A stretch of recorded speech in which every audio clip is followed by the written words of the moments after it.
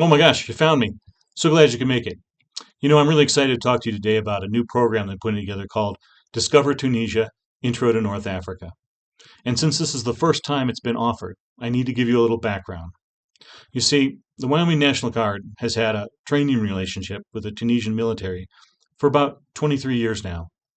I'm not part of that, but recently the State Department has been trying to broaden that relationship to other sectors, education being one of those. This is where UW and I come in. You see, I volunteered to put together a program to take UW students to Tunisia to learn more about their amazingly rich cultural and historical heritage, and to see their country firsthand to get a better understanding of that part of the world.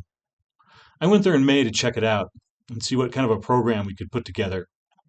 And I have to tell you, I came back just blown away the natural landscapes, the desert, the people, the depth and richness of their culture and history. And now I'd like to share it with you. I'm putting together a 2-week program during J term. That's January 2027. We'd leave right after New Year's and return right before Martin Luther King Day and the start of spring semester. This fits well with the weather there, as it'll be cooler, something those of us from Wyoming will appreciate. So you might be asking yourself, where exactly is Tunisia? Well, Tunisia sits on the North African coast between Libya and Algeria. Ah, so I know what you're thinking. Is it safe? That was my first question, too. Well, I'm not going anywhere that is not safe, and I'm sure as heck not going to take any students anywhere that is not safe. If you look at the State Department security classifications, Tunisia is rated as a 2, which is the same as Italy. In fact, I think it's safer than Italy, as there are not all the scams and pickpockets like I found in Rome. I never felt unsafe in Tunisia. Another question you might be asking is, who is this program for? Well, it's open to all UW students, any major, anyone who has an interest in that part of the world. Our focus is broad enough that there should be something to interest most students.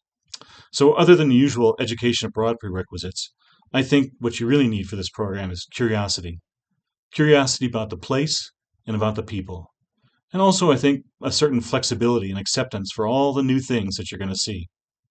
But, like I was saying, Tunisia is on the north coast of Africa. This region is called the Maghreb. It has an Islamic culture, but it is a bit different from the Middle East. That is because they have a different history. It goes back some 3,000 years to the Phoenicians, who were traders. Then the Romans conquered them in the 2nd century BC. Then the Muslim army swept through on their way to conquering Spain in the 7th century AD. Then the Turkish influences from the Ottoman period. And finally, there's a French influence from the late 19th century through the mid-20th century. All these cultures have mixed and left their indelible marks on Tunisia, and that we see today. But there is another culture that's been there through it all. They're called the Berbers, but today we use the term Amazigh. We are going to see some of this culture and taste some of their amazing food. So, what this all means is that modern Tunisia has elements of Amazigh, Arab, Ottoman, European cultures all mixed together. We'll eat tagines and French pastries, harissa, Ottoman messes, and more. In addition, we're going to do a few hands-on experiences. One is making traditional reed mats, and there will likely be a cooking experience. That's not for sure yet. We're still working on the itinerary. We'll be staying in what are called dars, that is, a local traditional guest house, or something like a local family hotel. Some of them have really interesting architecture and furnishings. For a more authentic experience, we want to stay away from the commercial big box hotels.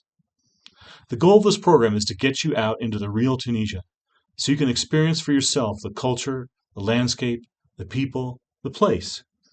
We'll do that by traveling around and seeing different landscapes, cultural and historical sites, and learning from Tunisians themselves about their culture and history. We'll arrive in Tunis, but go immediately about an hour and a half south to Sousse. There we'll spend a couple days at different sites before continuing our journey south.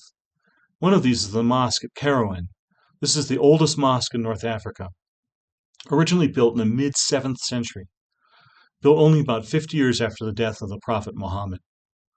The climate in northern part of Tunisia is Mediterranean, that is, cooler winters and hot, dry summers, perfect for olives. In fact, olives are one of Tunisia's largest exports. We'll be there at the end of the olive harvest and might get a chance to go out into the groves. We'll also learn about this amazing plant that has such a huge impact on all of Western civilization. As we head south, the climate gets drier. We're heading into the desert, an Amazigh country. You'll see the landscape change. You'll see camels by the side of the road, and you'll hear more Arabic than French. After that, we'll start working our way back north through Tatooine. That is more Amazigh culture and Star Wars filming locations. We'll also start delving into the historical aspects of Tunisian culture. One of these is on the island of Jerba. Here, there is a small Jewish community that coexists with the Muslim community. We'll visit the oldest synagogue in North Africa. Continue to head north, we'll visit El Jem, the best preserved Roman Colosseum outside of Rome. In fact, I think it's better preserved than the Roman Colosseum. And continuing on to Tunis, we'll visit the Bardo Museum, which is the National Museum of Tunisia. It's famous for its impressive collection of Roman mosaics. Tunisia is filled with Roman-era ruins. Tunisia was the granary of Rome. Wheat from there was shipped to Ostia on the Italian coast just outside of Rome. Okay, that's not our entire itinerary, but it gives you a good taste. Along the way, we'll visit several medinas, that is, the 4 to 5 old towns, and their souk, that is, markets. They're pretty amazing. You'll get a chance to try your hand at bartering, too. It's traditional. We'll show you how. One more thing. If you're interested in this program, or any other program for that matter, you're going to need a passport. You're not going anywhere without a passport. So if you need one, you better start that process right now. Okay, all good? You still with me? The next step, if you're still interested in this program, is to get a hold of me, and we can talk some more. My contact information is on the screen below. Give me a shout. All right? Travel light, travel far. 100% human-generated content. No algorithms were abused in making this video.